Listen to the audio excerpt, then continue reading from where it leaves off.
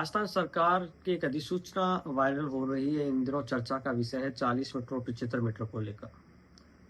मैं और इसको लेकर कई तरह की बातें भी सामने आ रही। मैं आज इनका पूरा आपको एक कहानी बताऊंगा पूरी कि ये कहाँ से कैसे किस आदेश के जरिए ये अधिसूचना जारी की गई है। देखिए, ये अधिसूचना माननीय सुप्रीम कोर्ट के एक आदेश से हुई है। ये एक सो मोटो याचिका थी फलोदी दुर्घटना बनाम NHAI की, और राजस्थान के फलोदी और तेलंगाना के रंगारेड्डी जिले में 2-3 नवंबर 2025 को एक दुर्घटना होती है और इस दुर्घटना में लगभग 34 से 35 लोगों की जान चली जाती है। इन दोनों दुर्घटनाओं के ऊपर माननीय सुप्रीम कोर्ट स्वतः संज्ञान लेता है।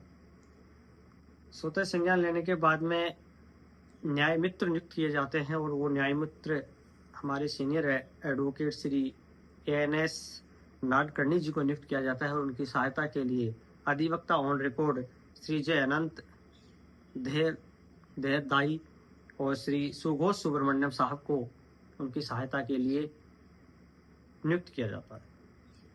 ये कमेटी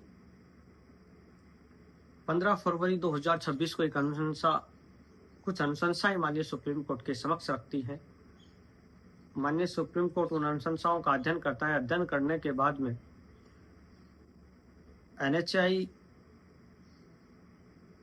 के समक्ष ये अधिसूचनाएं, ये अनुशंसाएं रखी जाती हैं। उनका अध्ययन करने के बाद में माननीय सुप्रीम कोर्ट कहता है कि आज के समय की जरूरतें हैं, और उन अनुशंसाओं को अंतरिम निर्देशों में शामिल करके ये अंतिम निर्णय दिया जाता है। माननीय सुप्रीम कोर्ट ने NHAI को एक शपथ पत्र पेश करने के लिए भी कहा जाता है। NHAI इन अनुशंसाओं को लागू करने की शपथ पत्र भी माननीय सुप्रीम कोर्ट के समक्ष पेश करती है, और वो अनुशंसाएं हम क्रमबद्ध तरीके से पढ़ रहे हैं कि वो क्या क्या थी। आजकल आप यदि राष्ट्रीय राजमार्ग पर ट्रेवल कर रहे हैं तो वो आपको स्पष्ट रूप से नजर आएंगी, जिनमें थी कि सब अधिकृत पार्किंग के अलावा कहीं भी कोई पार्किंग की व्यवस्था नहीं की जाए। यदि निर्धारित पार्किंग स्थलों के अलावा यदि कहीं पार्किंग की जाती है तो उनके लिए चालान की व्यवस्था की जाए, और चालान ये नहीं है कि आप वहां जाके चालान करें, ई चालान की व्यवस्था की जाए। एडवांस ट्रैफिक मैनेजमेंट सिस्टम के जरिए इनके चालान की व्यवस्था की जाए। अवैध कटों को बंद किया जाए, जो आजकल आप देख रहे हो कि हाईवे पर कहीं भी अवैध कट नहीं है।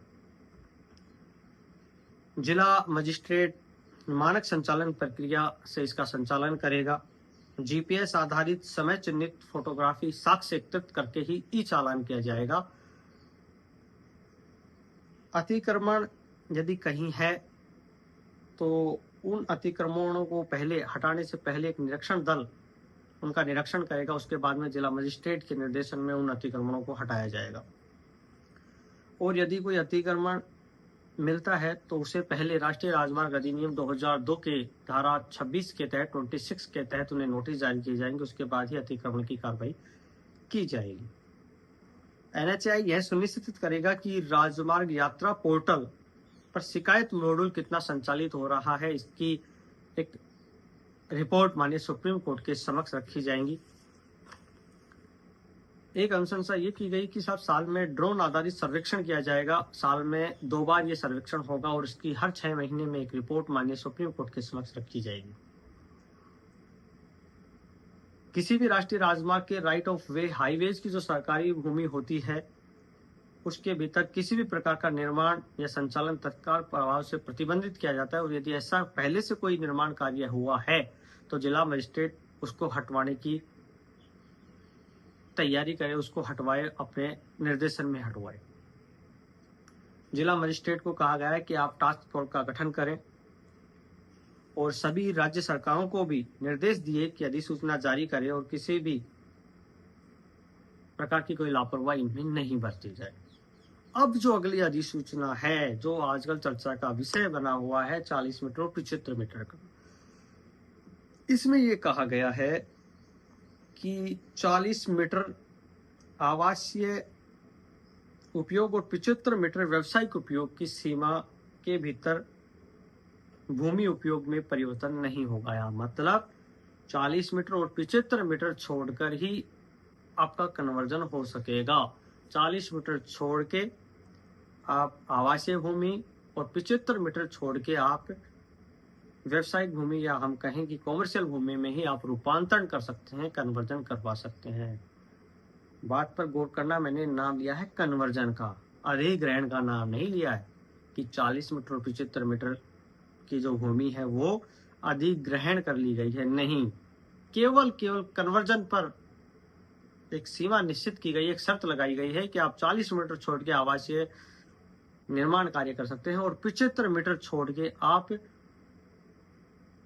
व्यावसायिक गतिविधियां या व्यावसायिक कन्वर्जन कर सकते हैं। केवल कन्वर्जन, भूमि रूपांतरण आप कर सकते हैं, ये एक निश्चित किया गया है माननीय सुप्रीम कोर्ट के जरिए, और ये ही चर्चा का विषय बना हुआ है हिम्मत सिंह गहलोत बनाम राजस्थान सरकार की जो याचिका जो चल रही है उसके ऊपर। हिम्मत सिंह गहलोत की जो याचिका थी उसके ऊपर भी यही चर्चा का विषय बना हुआ है। यह आदेश भूमि अधिग्रहण का नहीं है, केवल भूमि उपयोग पर परिवर्तन पर रोक लगाने का है। ये माननीय सुप्रीम कोर्ट ने इस पर एक पॉइंट भी नोट किया है। पेट्रोलिंग वाहन हर 50 किलोमीटर के उपलब्ध होंगे और प्रत्येक वाहन में व्हीकल ट्रैकिंग डिवाइस अनिवार्य रूप से लगाया जाएगा। सभी 4 लेन और 6 लेन राजमार्गों पर एडवांस ट्रैफिक मैनेजमेंट सिस्टम जारी होंगे। और आजकल यदि आप मैं NH 48 पर यदि आप यात्रा कर रहे हैं, 48 पर यात्रा कर रहे हैं, तो आपको जगह जगह कैमरे लगे हुए मिलेंगे। उन वो कैमरे भी हर जगह अलग अलग प्रकार के कार्य कर रहे हैं, जिनको मैं बताऊंगा। ये सभी कैमरे माननीय सुप्रीम कोर्ट के इस आदेश के बाद में ही लगे हैं। माननीय सुप्रीम कोर्ट ने कहा है कि TMCC कैमरे लगाए जाएं, और ये कैमरे मतलब TMCC कैमरे होते हैं, traffic management command centre camera होता है। नाम से स्पष्ट हो रहा है कि यदि कहीं भी दुर्घटना हो जाती है, जाम लग जाता है, अवैध पार्किंग होती है, तो ये कैमरा तुरंत कंट्रोल रूम को एक सिग्नल भेजते हैं, एक संकेतक भेजते हैं, उसके बाद में उसके ऊपर स्वतः संज्ञान लिया जाता है।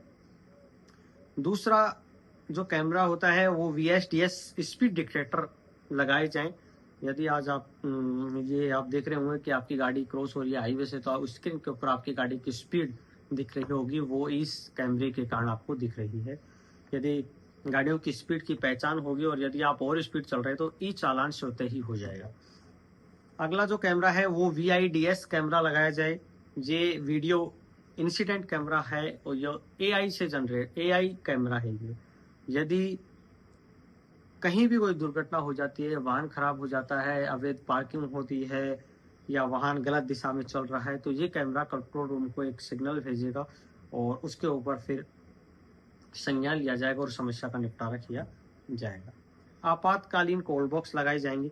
ये जो 4-5 कैमरे की श्रेणी आपको बताई गई है, आपातकालीन कॉल बॉक्स बताया गया है, ये सारी चीजें 60 दिन के भीतर राज्य सरकारों को करनी थी, NHAI को करनी थी, जो हुई भी है। और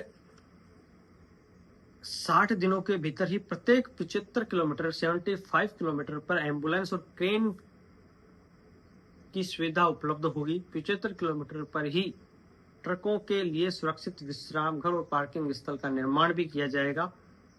और ये पूरा प्रोजेक्ट सबसे पहले अमृतसर जामनगर राष्ट्रीय राजमार्ग पर प्राथमिक रूप से किया जाएगा।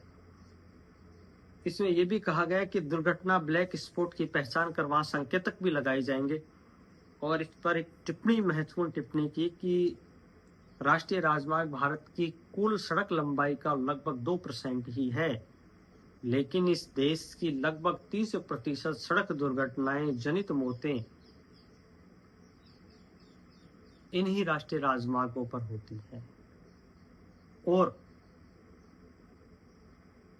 हम नहीं चाहते कि कोई भी सड़क प्रशासनिक लापरवाही या आधारभूत संरचना की कमियों के कारण मृत्यु का मार्ग बने। इसलिए इन अनुशंसाओं को हम राज्य सरकारों को भी और NHAI को भी स्पष्ट निर्देश देते हैं कि इन अनुशंसाओं को तुरंत प्रभाव से लागू करें। ये माननीय सुप्रीम कोर्ट ने इस आदेश में कहा है। तो आपको पूरी ये कहानी समझ में आ गई होगी। जो चर्चा का जो विषय है वो 40 मीटर और 75 मीटर का है, वो भी स्पष्ट आ गया होगा कि वो भूमि 40 मीटर और 75 मीटर की सीमा के अंदर की जो भूमि है वो अधिग्रहण नहीं की गई है, केवल कन्वर्जन पर रोक लगाई गई है कि आप 40 मीटर छोड़कर और 75 मीटर छोड़कर, 40 मीटर छोड़कर आवासीय भूमि और 75 मीटर छोड़कर या आप कमर्शियल भूमि में आप कन्वर्जन कर सकते हैं।